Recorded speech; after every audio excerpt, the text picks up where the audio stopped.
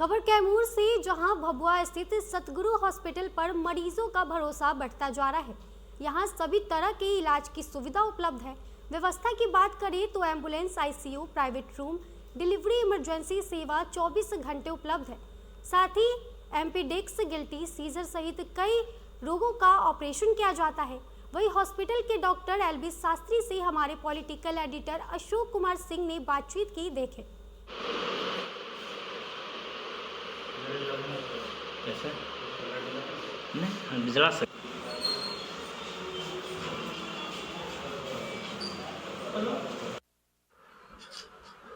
कहा जाता है कि भगवान का दूसरा रूप डॉक्टर होते हैं। अगर डॉक्टर न रहें तो काफी लोगों की परेशानी का सामना झेलना पड़ेगा। अगर कोरोना काल की बात करें तो कोरोना काल बीत गया, लेकिन कोरोना काल की बात करें तो कोरोना काल में वैसे एक शख्स थे डॉक्टर एलबी शास्त्री, जो अपनी जिंदगी हथेली पर रख के मरीजों का इलाज करने का उन्होंने प्रयास किया। और हमारे देश में कई डॉक्टर शहीद भी हो गए, लेकिन ये हिम्मत नहीं हारी। पहले तो आपको बधाई, जो कोरोना काल में आपका खास मेहनत रहा। धन्यवाद। और इनका अस्पताल का नाम है सदगुरु हॉस्पिटल, जो भभुआ में पदस्थापित है हवाई अड्डे के पास। और इनके पास मरीज आते हैं रोते हुए और दर्द से कराहते हुए, लेकिन हंसते हुए वापस चले जाते हैं। और दूसरी बात ये भी है कि अगर उनके पास पैसा भी नहीं रहता है तो मुफ्त में इलाज भी करते हैं और उनको किराया भी देते हैं घर जाने के लिए। इसमें कितना दम? बिल्कुल 100% सत्य बात। सर, अब हम लोग विषय पे आते हैं। सर, आपका जो पुराना हॉस्पिटल है, किस किस तरह की आपके यहाँ व्यवस्थाएं हैं? मेरे यहाँ ऑपरेशन की व्यवस्थाएं हैं, सारे सर्जिकल केसें होती हैं और जितने भी इमरजेंसी क्रिटिकल केसें सारे कुछ हैंडल की जाती है। और विशेष रूप से यहाँ ओपीडी देखी जाती है।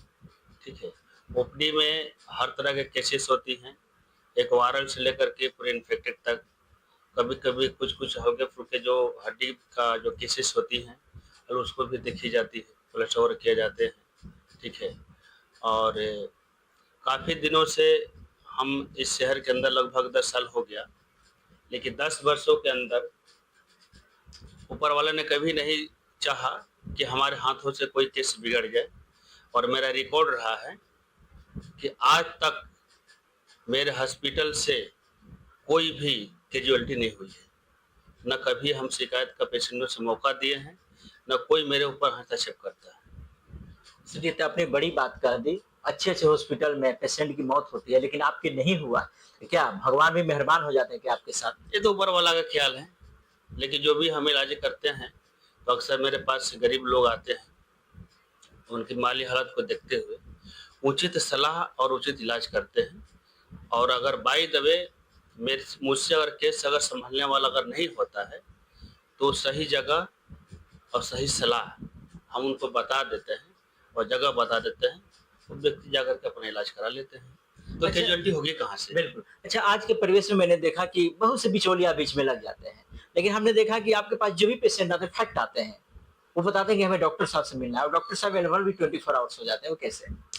देखिए, पहले तो मेरे यहाँ बिचौलियों का काम नहीं है, क्योंकि मेरा जो है प्रैक्टिस सेल्फ है, क्योंकि मैं सेल्फ प्रैक्टिस करता हूँ। और कोई भी मेरे यहाँ आशाएं हो, चाहे कोई दलाल प्रवृत्ति के लोग हैं, कोई ऐसा व्यक्ति ही नहीं है जो मुझसे जुड़ा है। क्योंकि हम जो इलाज करते हैं पूरे निष्पक्ष करते हैं। हम कहते हैं कि जो चीज़ें हम बिचौलियों को देंगे तो बताइए कि हम कहाँ से देंगे? कहीं ना कहीं पेशेंट से ही लेंगे तो तभी तो उसको देंगे ना। और पेशेंट से लेंगे, अगर गरीब पेशेंट है तो उसको महंगा पड़ेगा ना इलाज, फिर वो गरीब आदमी पैसा कहाँ से लाएगा? बल्कि हम उसी को नहीं कम कर देंगे। जब कम करते हैं तो मेरी सेल्फ केस बढ़ी रहती है। आपके यहाँ हमने देखा कि बहुत से रिमोट इलाके, अधौरा हुआ, भगवानपुर हुआ, वैसे इलाके से आते हैं। भरोसा लोग जताते हैं कि नहीं, डॉक्टर साहब के यहाँ हम चले जाएंगे तो वहाँ ठीक हो जाएंगे। तो उनको ऐसे कैसे लगता है कि वहाँ जाने के बाद ठीक होंगे, नहीं डॉक्टर के पास जाएंगे तो नहीं ठीक हो पाएंगे? देखिए, पहली बात यह है कि जितने भी अधौरा के जो पेशेंट हैं, चाहे गरीब पेशेंट हैं, मेरे बोर्ड क्वालिटी वहाँ पे लिखा हुआ है कि जो व्यक्ति अगर ओपीडी फीस अगर देने के लिए सक्षम नहीं है तो कृपया उसका फीस न लिया जाए। ठीक है, और उसको पहले पता करें कि गरीब है कि नहीं है और असहाय कि नहीं है।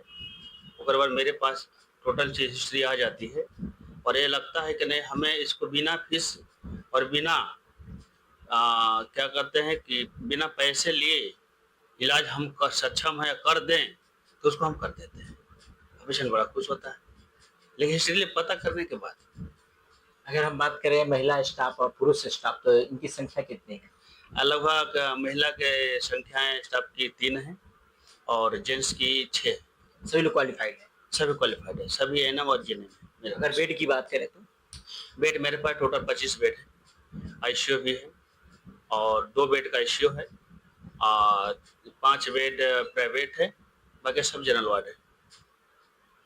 सर, एक मेरा अंतिम सवाल है कि जिस तरह कोरोना काल से आप लोग उभरे, कोरोना काल में जिस तरह जान हथेली पर रखकर आप मदद कर रहे थे, हमने देखा भी, और हम लोग खुद डरते थे कि किसी डॉक्टर के पास जाए या न जाए।